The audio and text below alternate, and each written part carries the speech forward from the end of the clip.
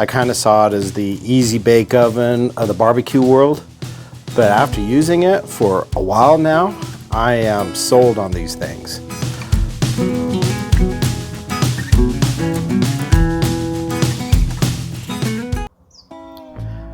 Hey everyone, welcome back to Warrior's Garden. Sure is good to see you back here. Man, we've got some exciting today. A few years ago, my family bought me a wonderful gift for Father's Day.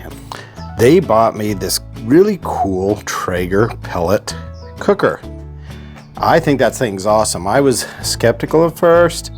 I kind of saw it as the easy bake oven of the barbecue world, but after using it for a while now, I am sold on these things. So, in true American fashion, that just wasn't big enough for me. I can only do one pizza in there. Yes, I cook pizzas in there. And I'd like to be able to do 2 or more and more food because I've got a fairly sizable family. So I saved up and prepared, and now I was finally able to upgrade. That's right, I upgraded. We're going to Traeger 2.0. Well, I don't know what it's called, but it's bigger, better, badder. So what we're going to do today is I'm going to show you my new Traeger, and don't get me wrong, they're not paying me to do this. I bought this with my own bucks. I just like their grills, and I'd like you to see it and see what you think. There probably is other pellet cooker options out there, or other ways to do things, but man, this works well for us. And let me tell you why. We live in Arizona, and in the summers, it gets incredibly hot in this place. And inside, it's a challenge to cool the home. So if we're firing up our conventional electric stove in the house, we're burning a lot of electricity to heat it up and then to cool the house back down. It's a waste. This is actually probably, in the long run, better for us financially, saving money on electricity. All I gotta do is buy pellets. It does use a little bit of electricity, but also, who knows, I'm not an environmental genius, but I think it's probably better for the environment. You know, it's better for us being able to go outside and cook. It's better for a lot of reasons. And if you're not a meat eater, you're a vegan or a vegetarian, that's okay, because we do a lot of vegan and vegetarian meals on this thing. It's not just for meat. So join me and let's see what this thing looks like, the new one. So here you go. I bought this at one of those big warehouse membership stores. I'm gonna unbox this sucker and you're gonna watch me if you want, and we're gonna see what this thing looks like. I've already cut the bands, but I'm ready to pull the lid off and take a look-see inside. Let's do it.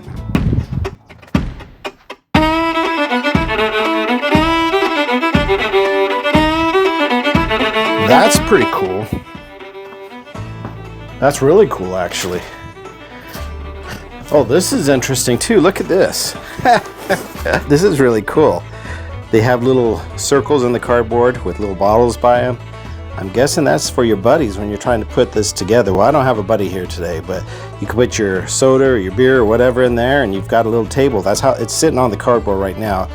You've got like a little snack table or at least a drink holder while you put this sucker together. And look inside here.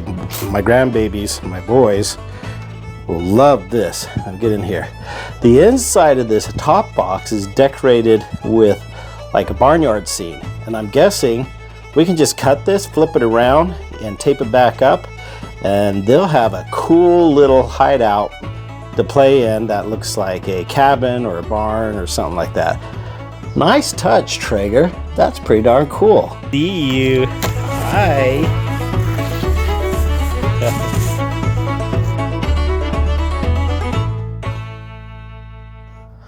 So inside here, it looks like we got a lot of the typical cardboard packing. From what I understand from the salesman, this thing's pretty easy to put together. He was saying that just to stand this sucker up on the end and put it together. So let me see.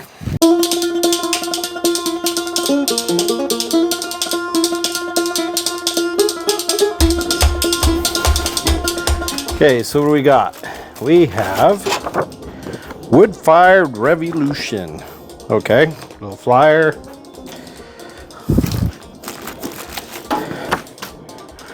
A nice little thank you note. Very cool. course, parts is important. And a box of things. Looks like a temperature probe, owner's manual, that sort of stuff. You can see that right there. Careful now. So I just noticed, I was just about to throw this cardboard out, but there's actually stuff in here. And I'm going to pull that out. Make sure there's no more. But it looks like the handle was in there. Okay. Assembly guide. Don't need that. No, just kidding.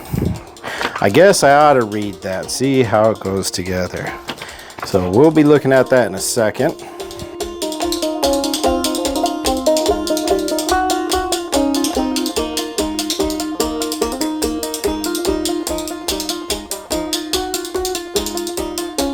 Grease catching tray, the oil catcher that runs it down to one end and collects it in a bucket.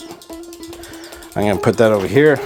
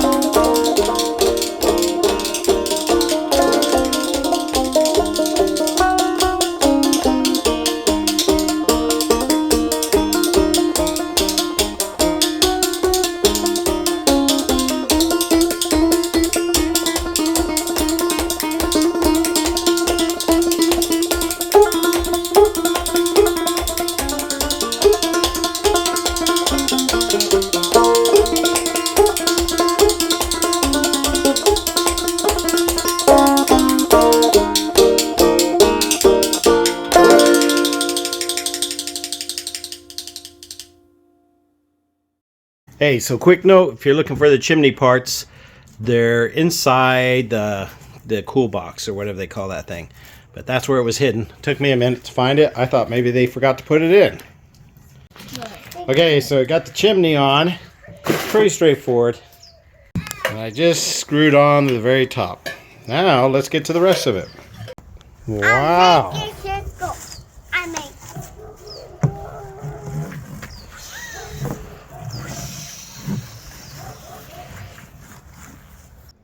I got it done. Yeah, buddy. It's going to be great. Can't wait to show you the difference. So let's take a look. Here you go. That's the new one. Look at that. I haven't plugged it in yet. That's the next on the agenda.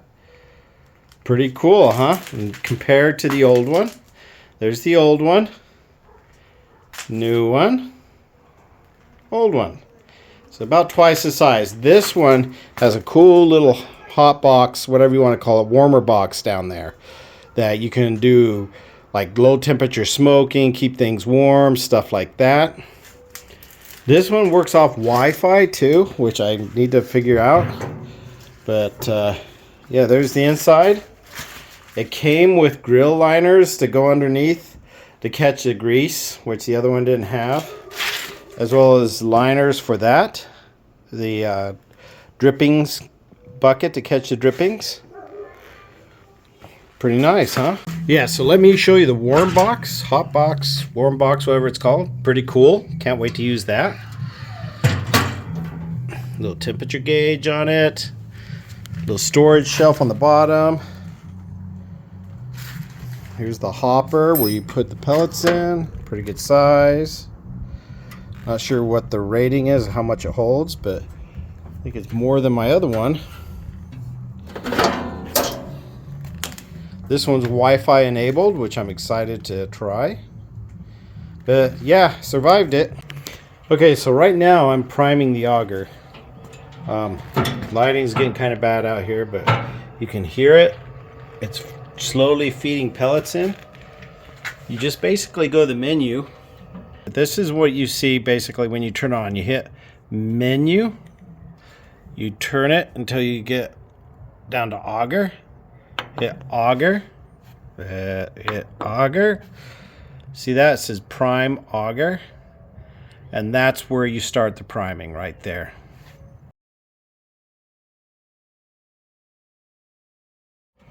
But right now it's counting down. I've got about a minute left. And it's moving pellets into the hot pot.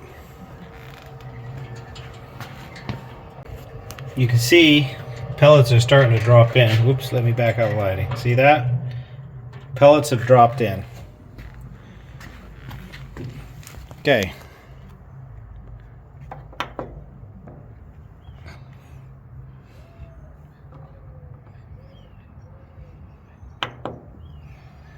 All right, now it's time to season this sucker. To season it, I'm going to put everything back in and follow the instructions. I got it seasoned. It wasn't that hard. You just do it for the amount of time they recommend. Let it burn off all those manufacturing oils, etc. and get all ready to cook on. And now it's ready to cook on. So, hey, we're going to do that. I know I'm going to enjoy this thing because I enjoyed the last one. This one's just bigger. And it doesn't matter if you cook just vegetables or you cook meat or you cook pizza. Whichever you prefer to do, do it, man. Enjoy what you got. Enjoy what you grow. You know, maybe you'll get you one of these things or a different one, or maybe just do it old school like I did for many years. But that's okay. Just enjoy yourself. Get outside. Enjoy doing a little bit of cooking. I love the smell. The smell of the wood smokes, and you know, just the ambiance of being outside grilling and being with family or friends or whoever you're with. Maybe it's just me, myself, and I. That's okay. We're a pretty good trio. But I hope you enjoyed this video, and remember, better to be a warrior in a garden than a gardener in a war. Take care and see you next time.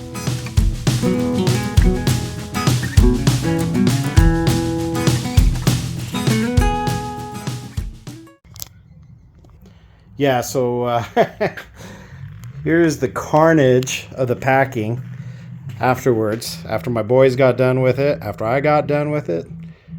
Oh my goodness, I got a lot to clean up.